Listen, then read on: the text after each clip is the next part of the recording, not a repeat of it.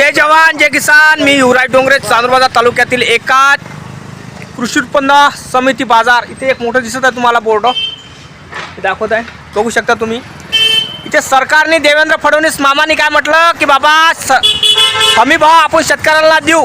कोणीही दलालांनी कोणी व्यापाऱ्यांनी 5,000च्या खाली कोणीही माल शेतकऱ्याजवळचा घेऊ नये। पण इथं असं चालू आहे की व्यापारी 5,000च्या अंदरच माल घेऊन राहिले शेतकऱ्याचा। वाह, तुम्ही म्हणता देवा मामा की शेतकऱ्याचं सरकार आहे, आम्ही शेतकऱ्यासाठी लढतो, मग काय होऊन राहिलो? बिचारा शेतकरी जीवाचं रान करतो, रक्ताचं पाणी करतो आणि माल आणतो बिचारा, आणि तो माल तुम्ही कवडी मोलाच्या भावात घेता। अरे शर्मा असू द्या, लाजा वाटू द्या। आमच्यामुळं खुर्चीवर बसता तुम्ही।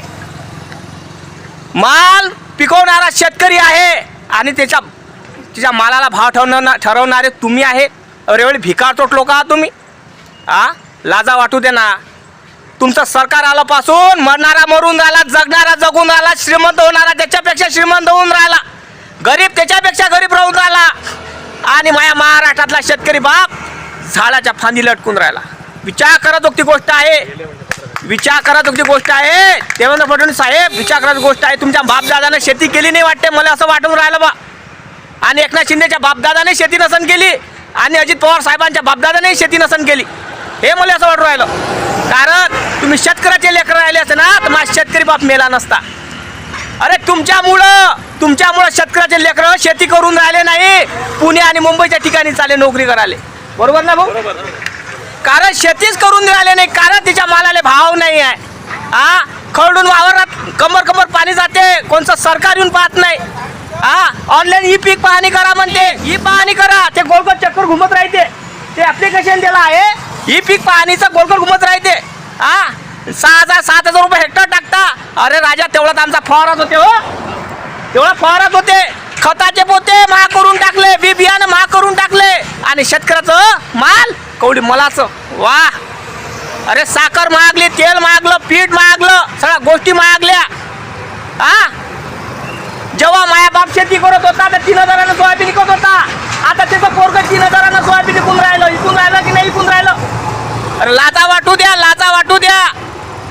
गव्हर्नमेंट सरकारचे नोकर राहिले 700 वेतन, अरे 80,000-90,000 रुपये पगार वाढले, आणि शेतकऱ्याचं वाह, विचार करा जोगती आहे। लाजा वाटू द्या फडणवीस साहेब, लाजा वाटू द्या। आज इथं शेतकरी बाप बसलेले आहे, कायच्यासाठी बसले आहे? कामधंदे टाकून बसले आहे काय?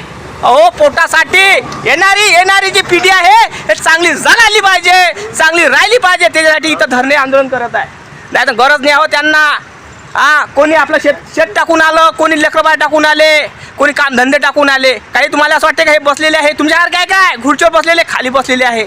अरे शेतकऱ्याला तो खुर्ची द्यायला पाहिजे, कारण जगाचा पोशिंदा आहे, पालनहार आहे, अन्नदाता आहे, आणि अन्नदाता हा मरून राहिला। अरे विचार करायची गोष्ट आहे।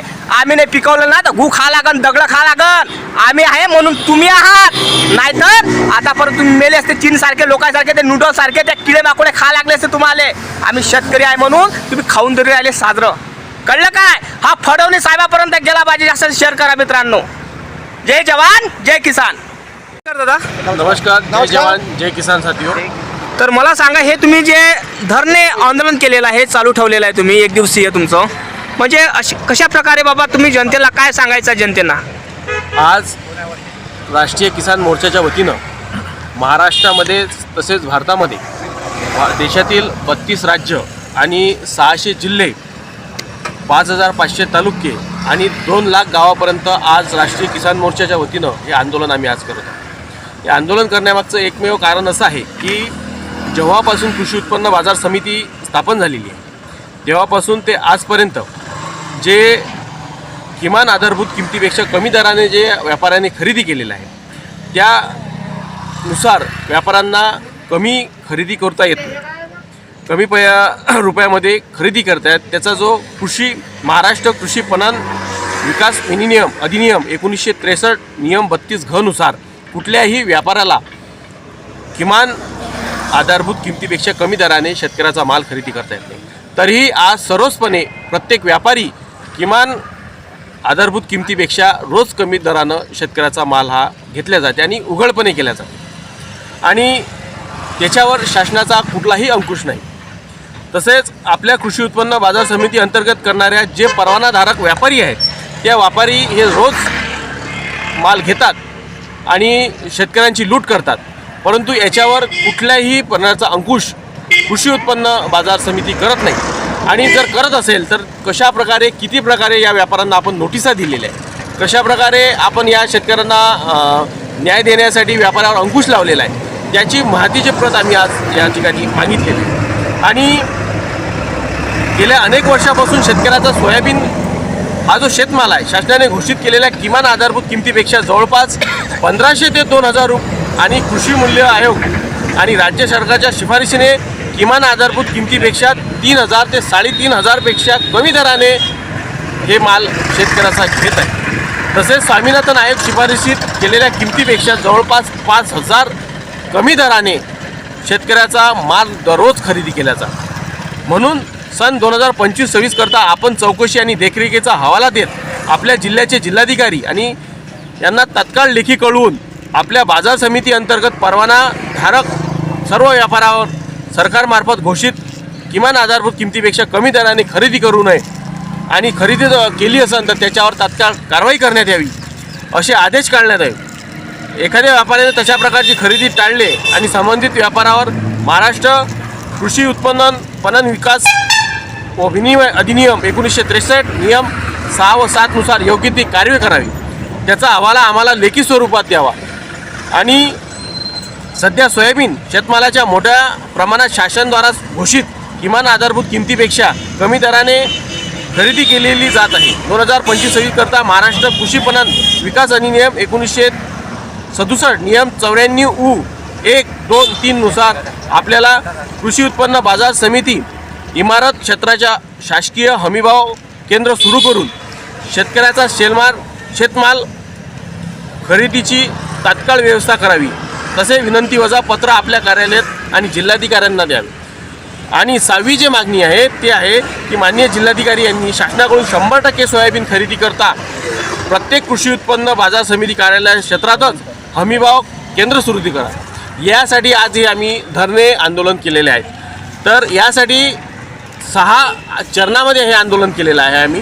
तर त्याचं पहिलं चरण जे झालं आहे 27/11 ते 30/11पर्यंत महाराष्ट्रातील सर्व जिल्हाधिकारी कार्यालय आणि तहसीलदार यांच्या मार्फत आम्ही निवेदन देऊन हे आंदोलन केलेलं आहे की सर्वांना निवेदन केलेलं आहे. दुसरं जे चरण आहे ते 7/12 ते महाराष्ट्रातील सर्व जिल्हाधिकारी कार्यालय 1 दिवसाचं धरणं दिलं आहे. आणि तिसरं चरण जे आज आहे की 15 डिसेंबर 2025 रोजी सर्व कृषी उत्पन्न बाजार समितीच्या समोर 1 दिवसीय धरणे आंदोलन. आणि जर या आजच्या तारखेमध्ये जर सरकारनं आणि कृषी उत्पन्न बाजार समित्या ज्या आहेत त्यांनी आमचं म्हणणं ऐकून घेतलं नाही तर जे चौथं चरण आहे 15 जानेवारी 2026 रोजी महाराष्ट्रातल्या 288 आमदारांना आम्ही घेराव घालणार आहोत. त्यांच्या घरी जाऊन त्यांना घेराव घालून शेतकऱ्याच्या समस्येसंबंधी शेतकऱ्याच्या हमी भावाच्या संदर्भामध्ये जे मुद्दे आम्ही मांडलेले आहेत या मुद्द्यावर घेऊन आम्ही 288 आमदारांना आम्ही घेराव घालणार आहे. यापूर्वी राष्ट्रीय किसान मोर्चाच्या वतीनं आम्ही महाराष्ट्रातल्या 288 आमदारांना घेराव घालून त्यांना प्रश्न विचारले होते की शेतकऱ्याच्या संदर्भामध्ये आपण विधानसभेमध्ये किती प्रश्न मांडलेले आहेत. जर अजूनही जर मी प्रश्न मांडत नसाल तर आम्ही 288 आमदारांना घेराव घेऊन त्यांना प्रश्न विचारणार आहोत की तुम्ही शेतकऱ्याची मुलं आहेत की या शेतकऱ्यांच्या विरोधामध्ये शासनाने ठेवलेले तुम्ही रखेल आहेत की दलाल आहेत असा प्रश्न आम्ही मांडणार आहोत.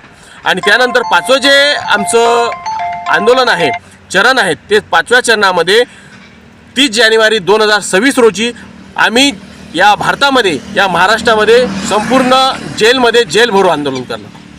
त्यानंतरही जर सरकारनं उचललं नाही तर 20 फेब्रुवारी 2026 रोजी महाराष्ट्राचा जो मुख्यमंत्री आहे हा जो मनुवादी व्यवस्था इथं चालत आहे या मुख्यमंत्री हटावासाठी मंत्रालयामध्ये आम्ही मंत्रालय घेराव आंदोलन करणार.